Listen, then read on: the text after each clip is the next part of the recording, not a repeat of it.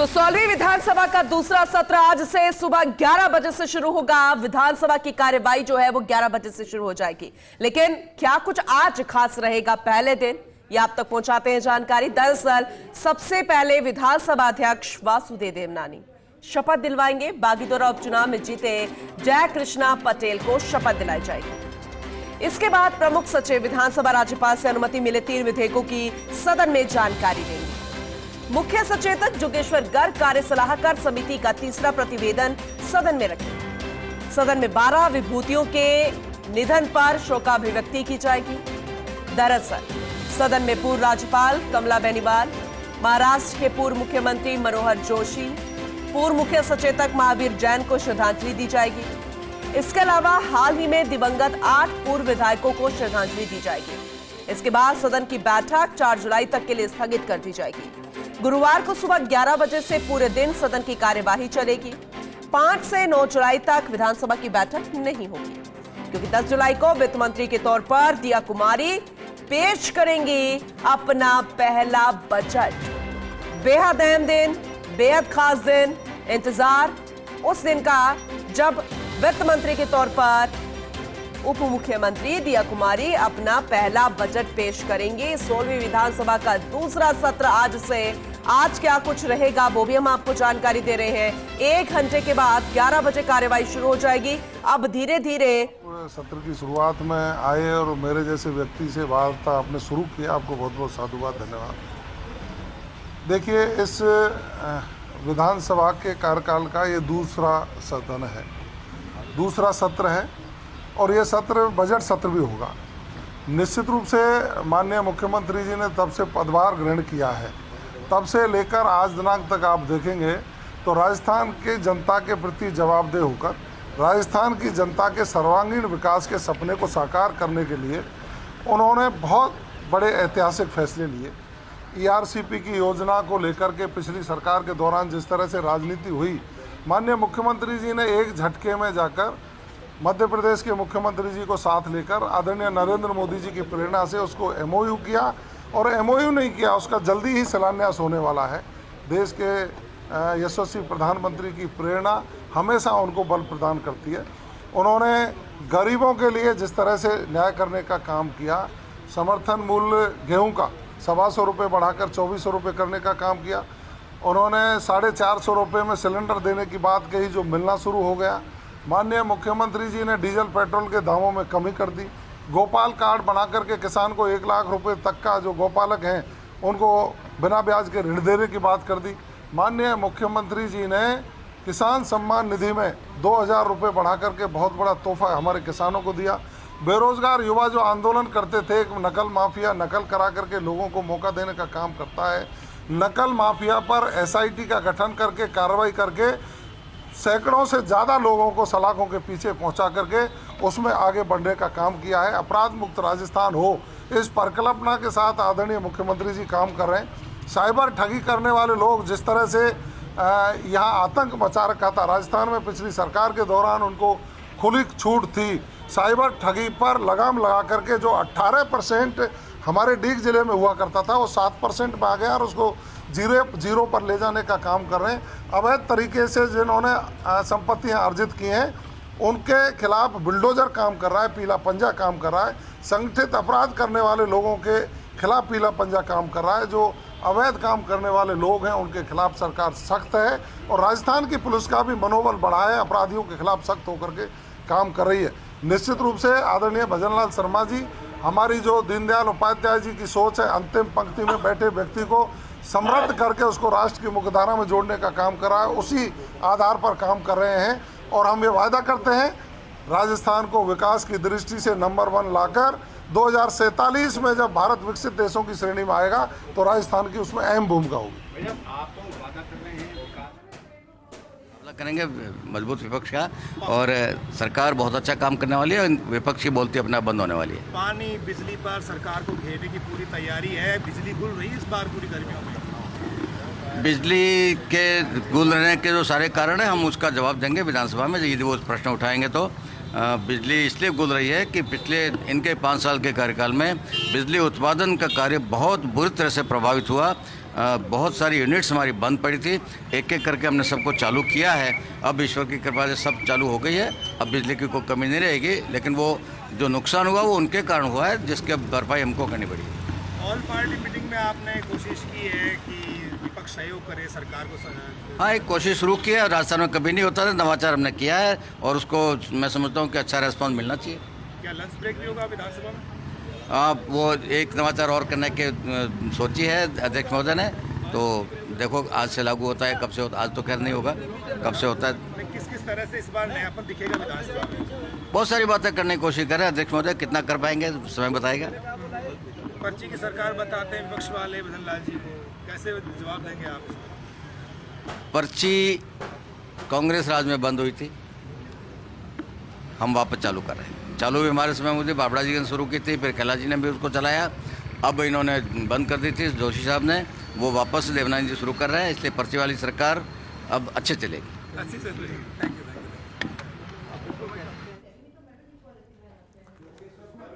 तो जोगेश्वर गर्ग को भी आप सुन रहे थे। इससे पहले तमाम नेता जो है पहुंच रहे हैं। हमारे वरिष्ठ सहयोगी विनोद सिंह चौहान भी जुड़ चुके हैं। सीधा रुख उन्हीं का करते हैं, विधानसभा के बाहर मौजूद है और सभी नेताओं से वो चर्चा भी कर रहे हैं जो अभी फिलहाल पहुंच रहे हैं। विनोद जी, आपके पास क्या कुछ जानकारी है, कौन कौन अभी पहुंच गए? अभी हमने दो दिग्गज नेताओं को भी सुना था, बेहद महत्वपूर्ण है राज्य मंत्री को सुनना और फिर जोगेश्वर गर्ग को सुनना। आज का दिन वाकई में बेहद खास, क्योंकि फिर से शुरू हो रहा है दूसरे सत्र।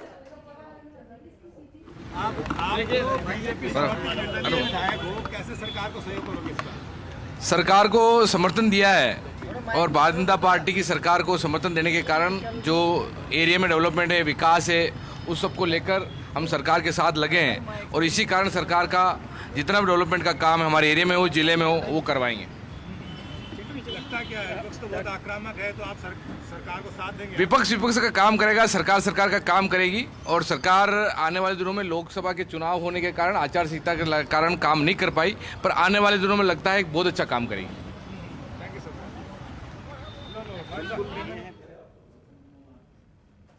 विनोद जी, आप जानकारी दीजिएगा क्योंकि आप लगातार नेताओं से चर्चा कर रहे हैं जो अभी सदन पहुंच रहे हैं।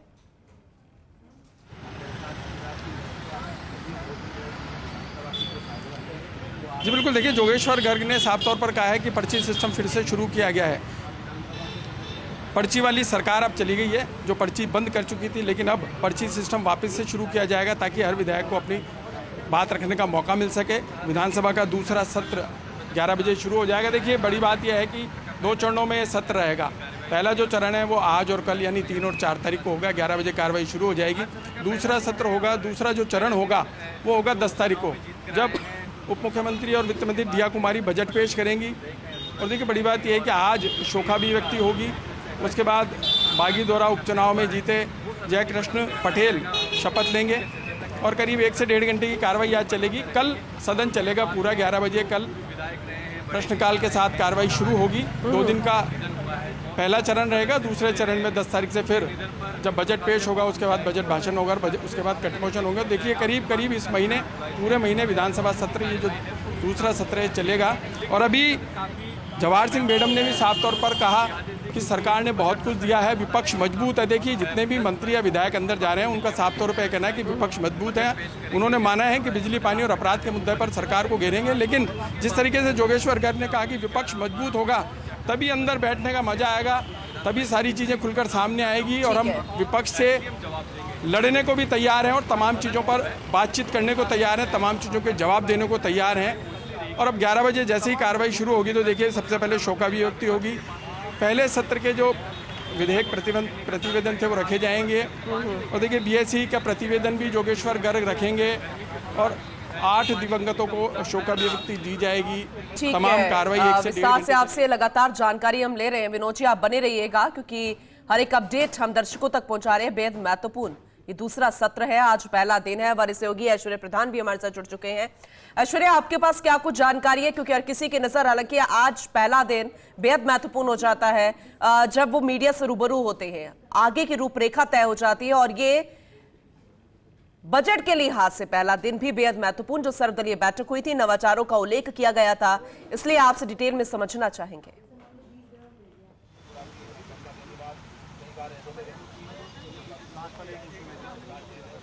देखिए, पहला दिन है और पहले दिन में आज उम्मीद दोनों ही पक्ष ये करेंगे कि सदन की कार्रवाई अच्छे से चले। हालांकि पहले दिन शोकाभिव्यक्ति होती है, कुछ आवश्यक विधायी कार्य होते हैं जिनमें जैसे नवनिर्वाचित विधायक हैं उनकी शपथ हो जाती है। ऐसे आवश्यक विधायी कार्यों के साथ शोकाभिव्यक्ति के साथ विधानसभा की कार्रवाई अगले दिन तक के लिए स्थगित हो जाती है। लेकिन शोकाभिव्यक्ति से पूर्व विपक्ष की क्या भूमिका रहेगी? विपक्ष अपनी तैयारी कर रहा है। सामान्य तौर पर एक बैठक विपक्ष ने रखी है जो कि नापक्ष लॉबी में चल रही है। वहां पर सामान्य तौर पर ये लोग बैठेंगे। टीकाराम जूली और गोविंद सिंह डोटासरा ये दोनों तय करेंगे कि उनकी भूमिका क्या होगी, किन मुद्दों के आधार पर वो घेरेंगे और आज सदन में उनकी भूमिका क्या रहेगी। तो दूसरी तरफ मुख्यमंत्री भजनलाल शर्मा थोड़ी देर बाद विधानसभा पहुंचेंगे। यहां पर मुख्यमंत्री भजनलाल शर्मा आज विधायकों से भी मेल मुलाकात करेंगे। काफ़ी देर यहां पर रुकने का उनका कार्यक्रम है। लेकिन इन सब के बीच बड़ी बात यह है कि आज शोकाभिव्यक्ति के दौरान देश में एक सबसे बड़ा जो हादसा हुआ है, हाथरस का हादसा, उन हाथरस पीड़ितों को श्रद्धांजलि दी जाएगी जो दिवंगत हो चुके हैं, इस दुनिया में नहीं रहे, और जो घायल हैं उनके लिए ईश्वर से प्रार्थना की जाएगी। तो हमारे साथ पंकज सोनी भी हैं, उनसे भी हम बातचीत करते हैं। पंकज, आज का दिन किस तरीके का रहने वाला है, क्या लगता है? देखिए, आज क्योंकि सत्र की शुरुआत है तो मुख्य रूप से एक तो जो नए बागीदोरा उपचुनाव में जो चुन के आए हैं विधायक उनको शपथ दिलाई जाएगी। उसके अलावा जो पिछले सत्र में जो 3 विधेयक जिसे लेखानुदान कहा जाता है जो सरकार के द्वारा पारित कराया गया था, उस पर राज्यपाल की अनुमति मिलने की जानकारी विधानसभा सचिवालय की तरफ से सदन में दी जाएगी। इसके अलावा जो मुख्य सचेतक हैं जोगेश्वर गर्ग, वो कल जो बिजनेस एडवाइजरी कमेटी की बैठक हुई थी जिसमें कामकाज तय किए गए हैं, 10 तारीख को राज्य सरकार अपना बजट रखेगी। उसके अलावा कल के भी कार्यसूची है उसकी अप्रूवल सदन से ली जाएगी। कुल मिला के देखें तो आज का जो है एक जो सदन शुरू होने की एक फॉर्मेलिटी है और 1 घंटे के करीब सदन चल सकता है। उसके बाद कार्यवाही कल तक के लिए स्थगित की जा सकती है। लेकिन इस बीच ये माना जा रहा है कि विपक्ष क्योंकि बेहद जोश में लवरेज है, अभी हाल फिलहाल में जो लोकसभा चुनाव हुए थे उसमें 10 साल बाद खाता खोला है, 11 सीटें जीत के जो है उनके हौसले काफ़ी बुलंद है और ये माना जा रहा है कि शुरुआत में ही हंगामेदार शुरुआत होने की उम्मीद इस सत्र में की जा रही है। पहले दिन ही विपक्ष की रणनीति सरकार को पानी, बिजली और कानून व्यवस्था के मुद्दे पर घेरने की बताई जा रही है। एक चीज़ मैं बता दूँ कि विपक्ष जो है वो अपनी तैयारी तो कर रहा है, लेकिन यहाँ पर जो पंकज ने बात कही है पानी और बिजली के अलावा कानून व्यवस्था जैसे मसलों की भी तो विपक्ष ने अपने स्तर पर तैयारी की है, क्योंकि पिछले दिनों इस तरीके के बयान विपक्ष ने जारी किए और तुलनात्मक रूप से आंकड़े बताए कि सरकार में अपराधों की क्या स्थिति है। तो यही 3 प्रमुख मुद्दे जिनके आधार पर घेरा जा सकता है। तो दूसरी तरफ सत्ता पक्ष भी राहुल गांधी वाला जो मुद्दा है, हिंदुत्व और हिंदू वाली बात जो पिछले दिनों से 2 दिन से लगातार चल रही है, उस मामले के आधार पर कांग्रेस पर प्रहार कर सकते हैं। क्या कुछ सदन में रह गए, देखने वाली बात होगी। लेकिन पंकज, मुझे जो इस बार लग रहा है कि विपक्ष ताकतवर प्रतीत होता है। अमूमन ऐसा होता था कि एक बार 21 सीट आई थी जब कांग्रेस विपक्ष में थी। पिछली बार हालांकि भाजपा काफ़ी ताकतवर थी, गुलाब कटारिया जैसे दिग्गज थे, राजेंद्र राठौड़ भी थे। इस बार ऐसे दिग्गज नहीं दिख रहे हैं। तो यहाँ पर क्या लगता है आपको, जोगाराम पटेल और जोगेश्वर गर्ग ये कितना अपने विधायकों को बांध पाएंगे और टीकाराम जूली कितना मैनेज कर पाएंगे अपने विधायकों को बिठाने के लिए, सदन की कार्रवाई में बैठने के लिए? क्योंकि पुराने जाते हैं, नए आते हैं, ये सतत नियम है संसार। देखिए ऐश्वर्य, एक तो मैं आपको बताऊं कि ये जो सदन है नई विधानसभा जैसे बनी है, एक इत्तेफाक ही मानिए कि इस बार भी जो सदन शुरू होगा तो पूरी 200 संख्या सदन में आपको दिखाई नहीं देगी। 5 विधायक जो सांसद बन चुके हैं वो अपने विधायक पद से अपना इस्तीफा दे चुके हैं और ये पांचों की पांचों विपक्ष में थे। तो 5 विधायक जो विपक्ष खेमे में आपको इस बार कम दिखाई देंगे। दूसरी बात, जो आप विपक्ष की तैयारी कर रहे हैं, निश्चित रूप से विपक्ष के पास काफ़ी मुद्दे हैं सरकार को घेरने के लिए और विपक्ष का काम भी होता है कि सरकार को विभिन्न मुद्दों में घेरे।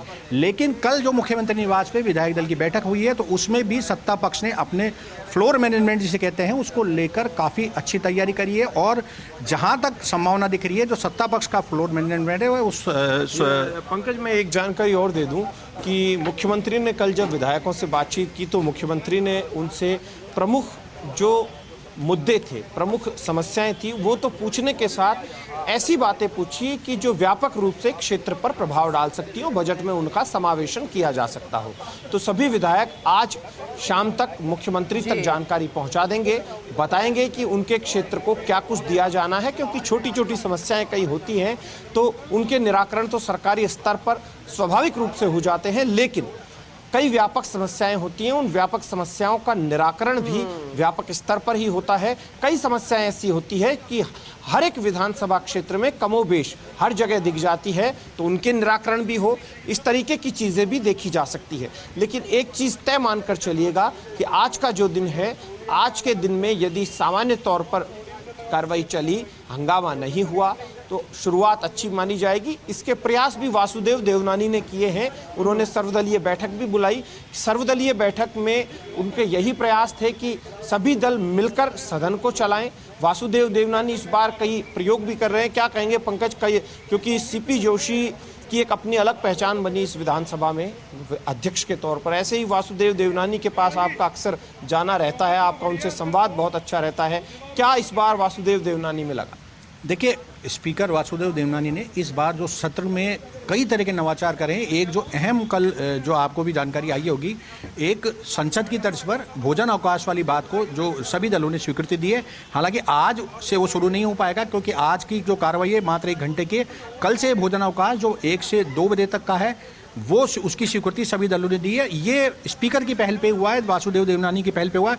उसके अलावा उन्होंने पर्ची सिस्टम की शुरुआत करी है, जो लगभग 4 साल बाद विधानसभा में आपको देखने को मिलेगा कि विधायक पर्ची के माध्यम से भी अपनी जो कुछ बातें हैं उसको सदन में उठा सकते हैं। हर दिन 4 विधायकों को ये मौका दिया जाएगा लॉटरी के जरिए कि पर्ची के माध्यम से अपनी बात उठा सके। सबसे अहम जो इस सत्र में आपको देखने को मिलेगा, वो अंतर सत्र जो प्रश्नों की व्यवस्था है, वो भी स्पीकर ने इस बार शुरू करी है। यानी कि एक सत्र से लेकर दूसरे सत्र के बीच की जो काल होता है, जो अवकाश का समय होता है, उस दौरान भी विधायक अपनी बात सरकार तक पहुंचाने के लिए प्रश्न कम कर दिए गए थे, जिसे लेकर बीजेपी ने मुद्दा उठाया था कि प्रश्न पूछने का अधिकार कम कर दिया गया है और लगातार विरोध भी हुआ था। लेकिन सत्ता पक्ष की उस वक्त दलील हुआ करती थी कि मौका सभी को बराबर मिला है, ऐसा नहीं कि बीजेपी के ही सवाल कम हुए हो। तो अब कुल मिलाकर कहा जाए तो उन व्यवस्थाओं में बदलाव।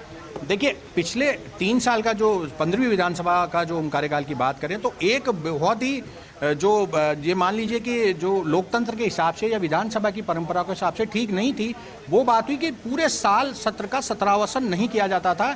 एक बार राज्यपाल का अभिभाषण होने के बाद ये सत्र को लगातार जो उसको जारी पूरे साल भर रखा जाता था, उसका नुकसान जो है विधायकों को प्रश्न या उनसे जुड़े जो मुद्दे उठाने में उनको देखने को मिलता था। तो फिर उसका भी जिक्र कर लेते हैं, जिसके लिए स्पीकर ने खुद कहा कि ये शुभ काम है और उन्होंने इनिशिएटिव भी लिया, जो पेंडिंग सवाल है उनके जवाब मिल जाए, ताकि ब्यूरोक्रेसी से लेकर सब तक ही मैसेज जा सके कि पहले पेंडिंग सवालों को निपटाना है और आने वाले समय में भी सभी जवाब जो है वो पटल पर आ जाएंगे, जनता तक पहुंच जाएंगे जो कि सवाल किए जाते हैं। इससे लेकर आप क्या समझते हैं इन सब चीजों को, कि क्या ये बेहतर इनिशिएटिव है?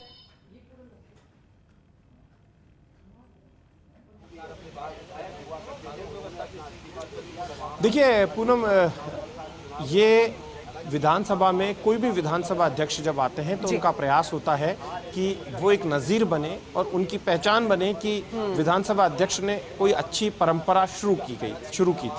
यही प्रयास वासुदेव देवनानी के भी हैं कि उनके प्रयास नज़ीर बने और उनकी जो कोशिशें हैं वो चर्चाओं में आए। और क्योंकि वो स्वयं विधायक रहे और वासुदेव देवनानी बेहद एक्टिव विधायक थे, कमोबेश मुझे जहाँ तक याद है कोई एक आध बार ऐसा मामला आया होगा कि जब वो सदन से विशेष कार्य से गए, वो अक्सर सदन में बैठे रहते थे और चाहे विपक्ष में रहे हो या सत्ता पक्ष में अपनी भूमिका का निर्वहन बहुत अच्छी तरीके से वो करते प्रतीत होते थे।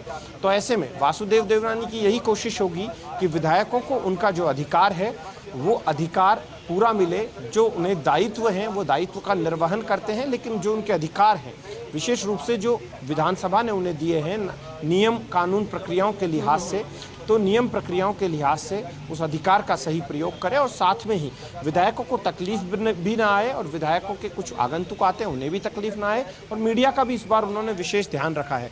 अमूमन ऐसा होता था कि मीडिया विधानसभा के बाहर रहता था, कैमरा पर्सन को बड़ी तकलीफ होती थी, लेकिन वासुदेव देवनानी ने इस बार ये टेंट लगाया है। टेंट में आराम से कैमरा पर्सन बैठ सकते हैं, कुर्सियां लगाई है और आराम से प्रेस से नेता यहाँ पर आकर मुखातिब हो सकते हैं। ज़रूरत भी नहीं कि कैमरा लेकर विधानसभा में इधर उधर भागा भी जाए, यहाँ से आराम से मीडिया से मुखातिब हो सकेंगे। इस तरीके मंत्री हैं, किस तरीके से सदन को चलाएंगे? विपक्ष बहुत बाएं चढ़ा करके आज हाउस में आ रहा है।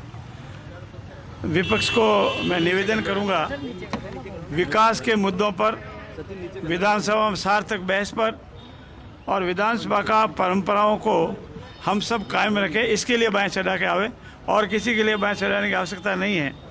फिर भी बाएं चढ़ावे या कहे उनको मुबारक है, हमारा प्रयास रहेगा, हम उनसे प्रार्थना भी करेंगे कि हम सब मिलकर के राजस्थान को समृद्ध और विकासशील राजस्थान बनाने के लिए अपने विधानसभा का उपयोग करें, विधानसभा के फ्लोर का उपयोग जनता के हित के लिए करें और किसी अनैतिक बात के लिए अपने आचरण से जैसा दिख रहा है वैसा नहीं करें और हम मर्यादित भाषा का प्रयोग करें, मर्यादित व्यवहार का प्रयोग करें और विधानसभा की जो शालीनता है, विधानसभा का हमारा जो ऐतिहासिक महत्व रहा है, हमारा जो परंपराएं रही है उनको कायम रखें। क्या मुझे आज की तारीख में तो विशेष नवाचार नहीं है, कल तारीख में आपको इसी समय इसी टाइम बताएंगे।